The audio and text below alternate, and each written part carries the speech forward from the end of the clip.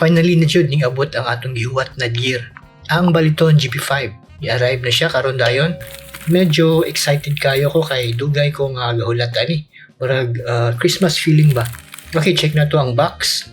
Safe ba ang delivery? So first impression sa box, simple siya pero secure ang packaging. Walay damage which is good. Okay, makita na nato ang unit. So mas gamay siya kaysa akong expected. Pero solid ang built-in ha. Dili siya cheap tanawan. Murag professional gear kayo. So portability kayo, dali ra ibutang sa bag or sa mga pedal setups. So basically wala ko nagdahong ani nga gamay nga device. Napulihan gid ang dagkong guitar pedals worth of libo-libo nga pesos. Kung gitarista ka ayaw jud ni og skip kay basin og sayo pang imong mga ipangbuhat karon. So atong i-review ang Baliton GP5. Usa ni siya ka compact multi-effects processor nga murag gamay ra nga tan-awon pero grabe og kusog ang iyang capability. First impression pa lang, solid siya kayo, solid yung built-in. Dili siya toy-like. Murag siya ka ng professional yun ba? Ang pinaka-nindot, daghan kayong effects, distortion, delay, reverb, modulation. Tanan na diri sa gamay nga unit. Para sa mga street performers kung practice, beginners, guitarist, perfect ni kayo. So for first impression, clean, compact, and ready to for testing. So karon test na to ang pinaka-interesting part sa Baliton GP5, ang mga presets. So karon atong i-test ang pinaka-interesting part sa Baliton GP5, ang presets. Kaya honestly, kung sakto ni iyang presets, dili na kinahanglan ng mag-build og mga complications. So ang buhaton na to karon, mag-scroll ta sa mga presets ani nga unit, then i-click na, i-check na to og unsa ang lahi-lahi iyang sounds. From clean tunes, rock, blues, hasta metal, tanawon na to kung legit ba siya or hype ra. So ang Baliton GP5, pwede to siya i-power using the pwede siya sa USB in the audio interface nga connection. Pwede siya og power bank. Ang ato ang output sa ato ang GP5 paingon sa ato ang B8 nga sound card. Nakakonect sa ato ang cellphone para ma-record nato ang atong audio para madungog ninyo og unsa ang tingog sa iyang mga preset. So, itong headphone jack dito sa B8 maminaw tayo lang audio sa ato ang laptop is pwede na to siya i-connect sa GP5 gamit ang ato ang Bluetooth connection. Okay, now nakakonect na to sa ato ang laptop. Testing na to ang audio. First, ato sang record na to sa phone para madungog ninyo ang output sa ato ang audio. So, sample, pwede ka mag-record o ka ng mga backing track using sa imong cellphone ang audio. So, ato lang i-sync in ng duha ang video o ang atong audio. So, kaya na to para madungog. So, madungog na nimo ang audio sa laptop.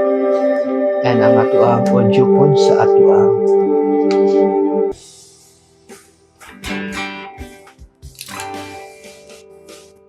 so mo siya ang clean sound, pure sound, clean sound sa ato ang Baliton GP5. I-testing na to sa presets nga 0. So ang atong GP5, naasad siya ni siya built-in nga tuner.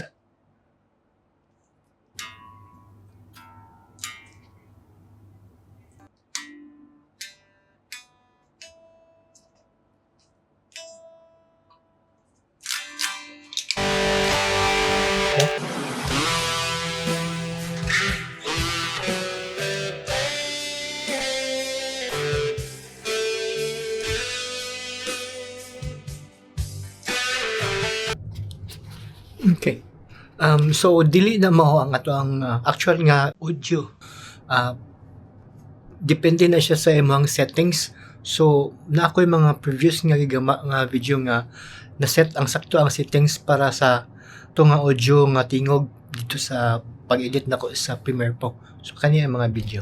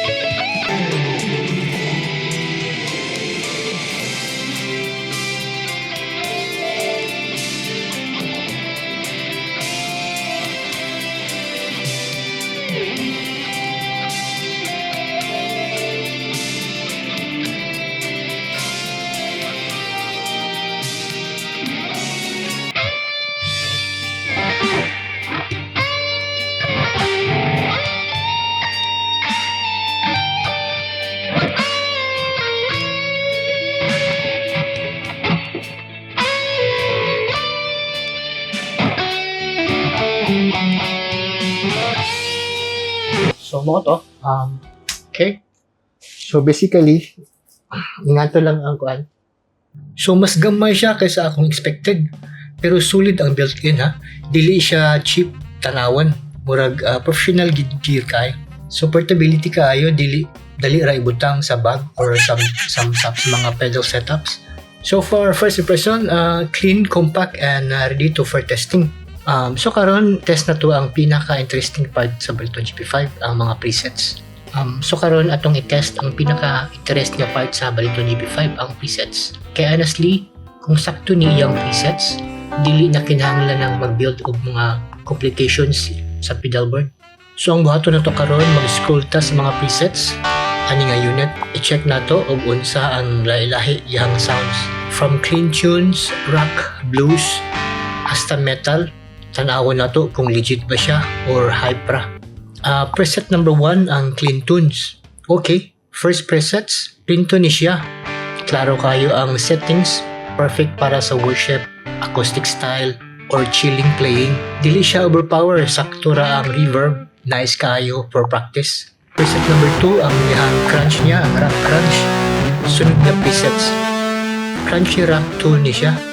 Murag ready na for band practice or a small gig. Dili sablay ang distortion na siya balance.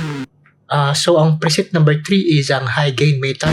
Okay, last presets. Wow, heavy ni kayo ba? Para ni sa metal, mga solo o aggressive nga playing. Murag ka ng pang stage na gyud ba? Ang pinakaganahan ako ani kay ang isa ka pindot ra. Dili na ka magdahag adjust o daghang mga knobs. Very beginner friendly o time saver kayo.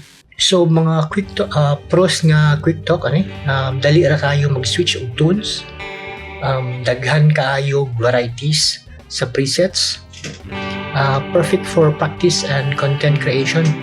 Portable kayo og dali ra kay dalhon. So honest review, po syempre honest ani. Kung kinahanglan ka gamay, kinahanglan siya mga gamay nga tuning kung gusto nimong execute ang personal sound.